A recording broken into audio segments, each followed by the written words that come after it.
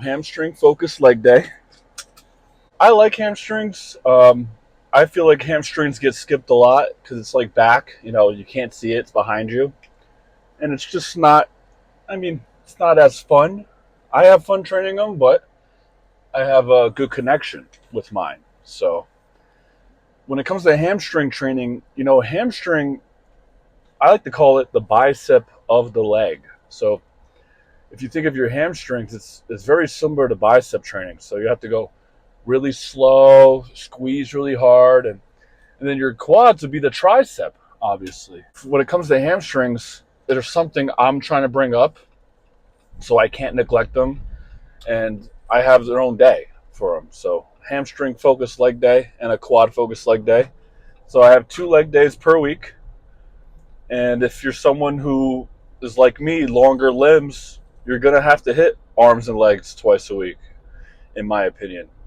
Fit Club has two really good old school Cybex pieces, one lying, one seated. I love those. You will see that pretty in the beginning. So those will be coming up. If you're someone early in your fitness journey, make sure you do not forget the back side of your body. It's easy to forget because you can't see it, and it's harder to connect with because you can't see it.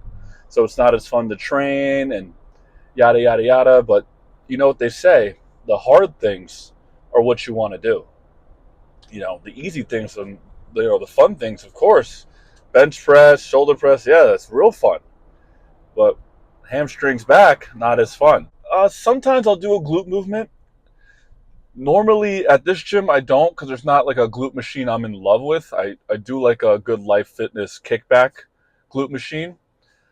But I'll hit glutes every once in a while. That's something honestly I should be hitting more. As I talk about it, I just realized I should be, because my hamstring and my glutes need to come up, and I notice it. You can see on the back day video on my back double, they don't really look up to par with my back. So something I need to really bring up. Someone who really brought up their hamstrings I've been watching the last year is Keon Prodigy, Kieran Pearson, who's the 212 Mr. Olympia champ. Yeah, sometimes you see him at Dragons, but his hamstrings, man, whew, they have came up. And I can't wait to see what he looks like peeled down in the stage in 3 weeks. So if you're going to be in Vegas for Olympia, hit me up. First move of the day, our warm-up, our first pre-exhaust out of 2 is the hip flexor machine. Now, I do the hip flexor on hamstring day because I do the abductor machine on quad day. I don't have any scientific reason or which one matches with each muscle better, but I tried them out both, and I like doing the hip flexors on my hamstring day, and I like doing the abductor on my quad day. So try both. I do recommend you do these. This is something you can't skip, guys, if you want leg development.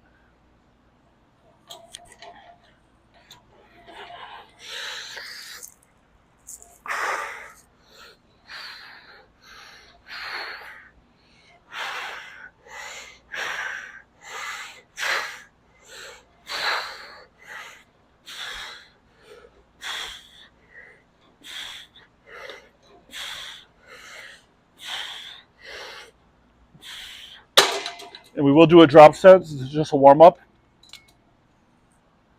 And on these, I like to really hold the contraction. They say the slower the better. It's just not as fun, which is why a lot of people go fast. But go off your feel. I know people that like to go fast. A prime example is former Mr. Olympia Brandon Curry. He has a very herky-jerky kind of training style. And it's just he connects well with that. So go slow, go fast, see what you connect with. Okay, so that was our first warm-up. Now let's do our first pre-exhaust of the hamstrings. First hamstring move of the day, we're going to do a lying hamstring curl. And I like to start with this because I notice when I do these, when I go to like a leg press or a squat, my knees are so much more warmed up. I don't know, I can't give you a mechanical reason why. I feel like it really warms up this part, the back part of your knee. And honestly, just try and see if it works for you too. I like to do seated hamstring curl after my leg press. So we'll do these, we'll do a drop set, and then we'll do leg press. And when you're doing these, guys, think of when you're on a preacher curl, you're doing biceps, it's the same thing, but for your hamstring, the bicep of the leg.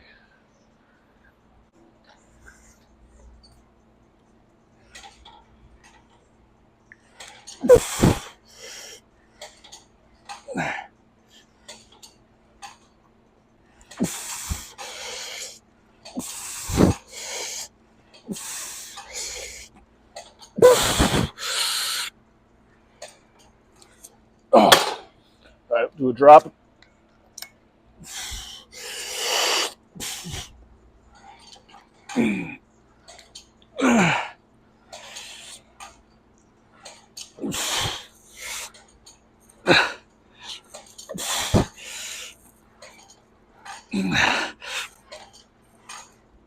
Oh.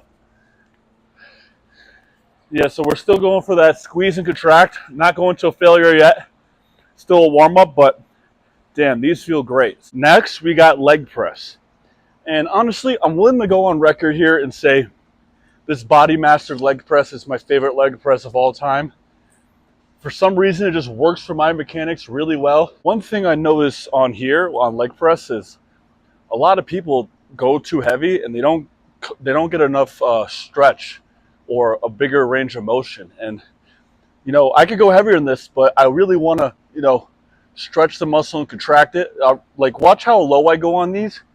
When it comes to leg press, I really think the more your range of motion is, the better result you're going to get. A lot of people are really stiff on this, so don't worry about the weight and just think about getting a good stretch and getting really deep on these. So toes pointed slightly out.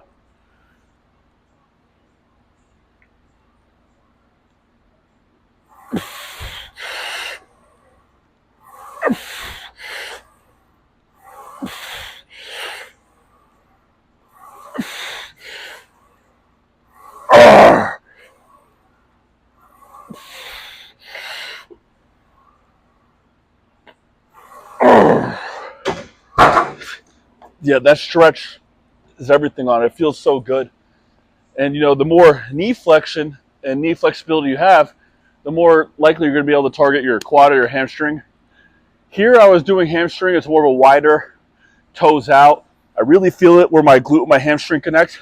Seated hamstring curl. Another old school Cybex piece. These are arguably one of the most important hamstring workouts you could do.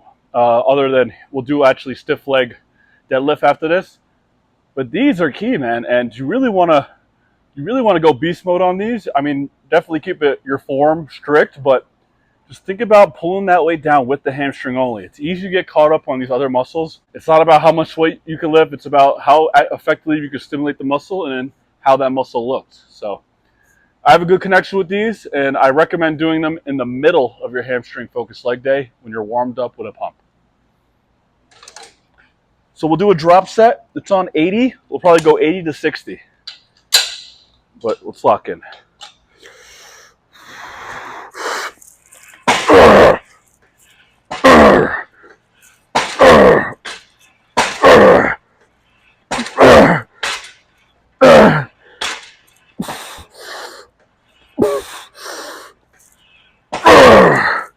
Okay. Drop it.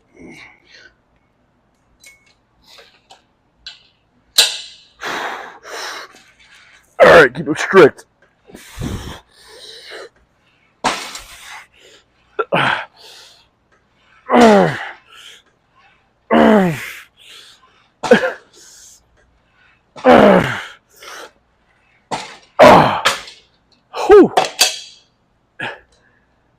Yeah, honestly, if you don't feel like a little sore after doing these, you're not doing them right, because my hamstrings are pretty smoked. So let's do a bent over stiff leg deadlift movement. Stiff leg deadlift, arguably one of the biggest mass builders for the hamstring. You know, this and leg press are really my meat and potato movements today. And for this, I only have 185 on the bar. It's, you know, I'm not going heavy here. I could probably put on more weight, but I really want to put this weight on my hamstring and not my back, my lower back. And when it comes to isolating, guys, you need to use this weight as a tool to stimulate the muscle. But yeah, we're not gonna do drops right here. We'll probably do around 8 to 10 reps, and really just focusing on that hamstring. And honestly, this lighting is pretty A1. I have to check this when we do the posing.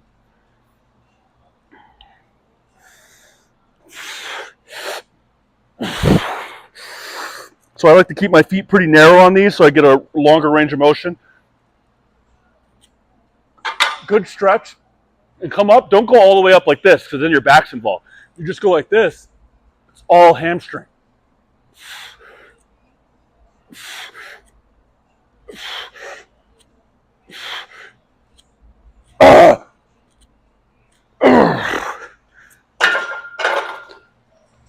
Honestly, that felt good. Let's do a drop.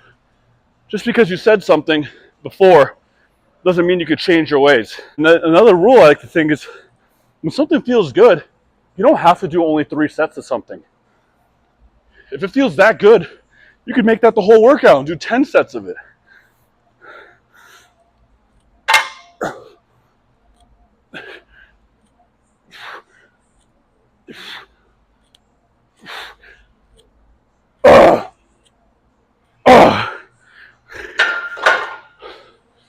Okay, so let's rack these weights, and then there's another hamstring, another Cybex, old school Cybex piece that I like to do. This is actually called a kneeling leg curl, another old school Cybex piece. And you may ask, what is my favorite equipment?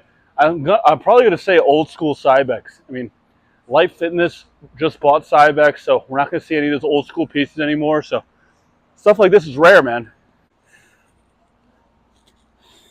Make sure you're locked in tight and use the hamstring only.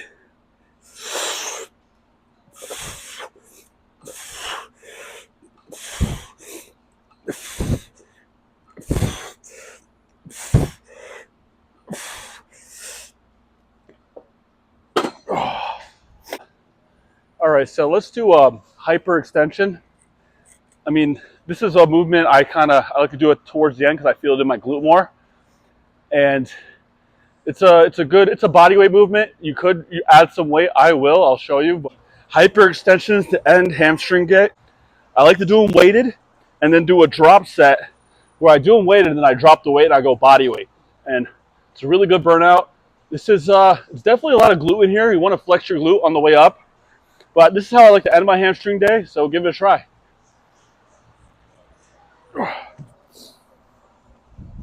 And you can just grab a 45 by its handles and hold it like this.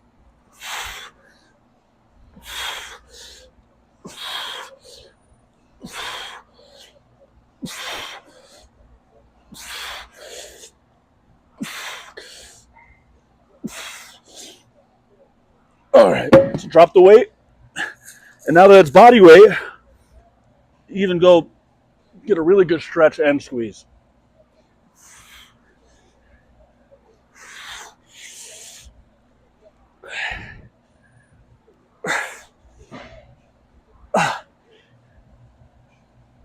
Oh, man. Okay. So that's it for hamstrings. So we will do some calves today. I like to do calves on hamstring day because it's the back of the leg and all the blood's there and ready there anyway. So it's a little bro science of mine, but we'll do some calves. Last move of the day, we got a standing calf raise machine. It's called the Calf Punisher. It's a very good name, honestly.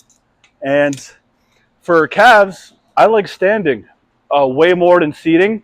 I get a better contraction with it. I just connect better with it. So if someone asks me, do you like standing calf raises or seated? I'll always say standing. But the fitness rule is try both, which one you connect better with, and do that one. For me, it's standing, but I have long legs, so maybe that plays a role. And for calves, I always go super light. So it's on 60.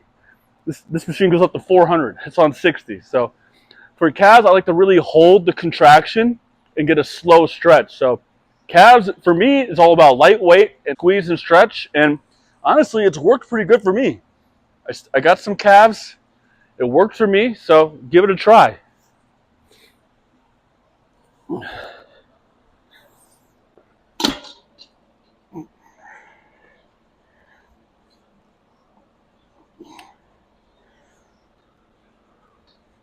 So when you get that contraction, hold it and really connect with your calf.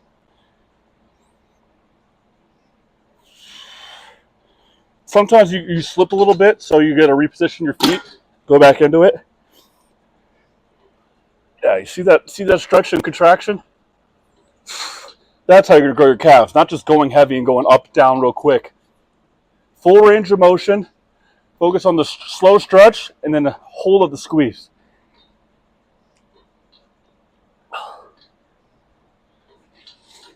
Oh, okay.